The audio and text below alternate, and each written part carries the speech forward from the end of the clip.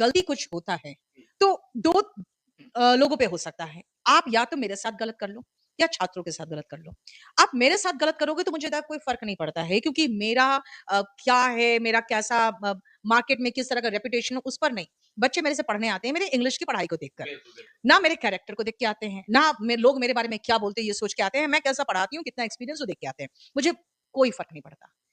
इस बार हम लोग को थोड़ा-सा ऑब्जेक्शन इस बात का है कि पूरे भारतवर्ष से आप बच्चों को बुला लिए, टीचर को भी बुला लिए, ना किसी टीचर का इंतज़ाम, ना किसी बच्चे का इंतज़ाम और मैं बताती हूँ, टीचर्स जो बच्चों पर तो एफआईआर हुआ ही। अब जो नई चीज़ें निकल के आ रही है कि वो जो 2 लड़के जो पूरा परमिशन लेके आए थे, वो तो नेता टाइप के 1 नंबर के मतलब जिसे कहते हैं एनजीओ चलाने वाले लोग हैं, जो एनजीओ के नाम पे पैसा उगाही करते हैं। कल जो टीचर्स ने फटाफट मैं 1 लाख देता हूँ, मैं 1.5 लाख देता हूँ, ऐसे करके करीबन 25 लाख का कल हुआ है उसमें डोनेशन। 20 लाख का कलेक्शन हुआ है। डोनेशन और वो डोनेशन जब मैं आज प्रशांत सर से पूछ रही हूँ कि सर किस अकाउंट में गया? क्योंकि मुझे था कि चलो आदित्य के अकाउंट में जाएगा तो पैसा सेफ है। प्रशांत के अकाउंट में जाएगा तो पैसा सेफ है। विक्रमजीत का भी अकाउंट में जाएगा तो कोई प्रॉब्लम नहीं क्योंकि उन लोग बड़ी कंपनी चला रहे हैं, उनके लिए 25-30 लाख बहुत बड़ा अमाउंट नहीं है और उतने छोटे अमाउंट के लिए उन लोग कुछ भी नहीं करेंगे, घपला करेंगे। लेकिन प्रशांत सर कह रहे हैं हमें नहीं पता किसके अकाउंट में। वहाँ क्यूआर कोड लगा हुआ था।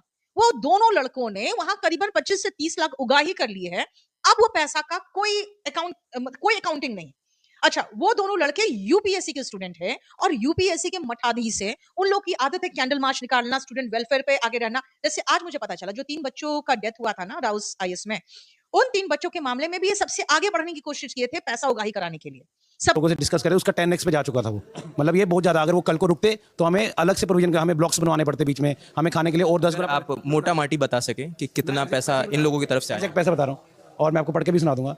सर कल हमारे पास 4.5 लाख रुपए के आसपास पैसा है और हमने ये हम या टोटल कल हाँ कल के इवेंट के लिए टोटल कितना है? इससे पहले हमारे पैसे कोई लेन देन नहीं रहा है। पैसा जो टीचर्स ने दिया, जो सबमिट कर दिया, उन्होंने सबमिट कर दिया वहाँ पे क्योंकि रामलीला मैदान के लिए पैसा दिया गया। और जो कल क्योंकि 4 बजे अगर हमें पैसा इकट्ठा करना होता है एज अ ऑर्गेनाइजर या और भी किसी ने, तो सर हम पहले मैं आपको दिखाऊंगा कितने पैसे हैं ये अकाउंट में, चेक कर लीजिए। और आपको और इन्फॉर्मेशन चाहिए? 4,84,000 ये टोटल आया है। ये टोटल आया है इसके पहले 30,000 हम ऑलरेडी पढ़े थे इसमें, तो 4.5 लाख के आसपास। मैं आपको मेरे को डिटेल में दे देता हूँ आपको। तो कल हमें 4 बजे हमने पहली बार एक कॉल दी क्योंकि हम टीचर्स हमें बोल रहे थे पैसे के लिए। हम तो सोचते थे हमारे जब काम चल रहा था क्यों करना, इतने अरेंजमेंट में हमारा काम चल रहा है, पर हमें कल अरेंजमेंट बढ़ाने पड़ते। इसलिए एक कॉल दी गई कि जो टीचर्स हैं वो अगर कुछ अपना सहयोग दें तो कल वाला हम अच्छे से करें, क्योंकि कल पंखा नहीं था, लाइट नहीं थी, बैठने के लिए थी, दरिया थोड़ी अच्छी नहीं थी, अगर इतने क्राउड के लिए तो हमने कॉल दिया जाए। तो उन्होंने जिस शिक्षक ने हमें दिया, आप बोले तो मैं प्रॉपर लिस्ट बता दूंगा आपको। मैं करता हूँ ना, ये बैंक स्टेटमेंट है, चेक कर लीजिए कितना पैसा आया हमारे पास में। हमें पता चल सकता है किसने कितना दिया जी, किसने कितना दिया नंबर के साथ आया हुआ है, किसका सेविंग अकाउंट है या करंट अकाउंट है, पूरा डेट के साथ टाइम के साथ आया, किसने किस टाइम में दिया। सर बैंक में लिए हैं हमने, कैश नहीं लिए हैं। और कोई भी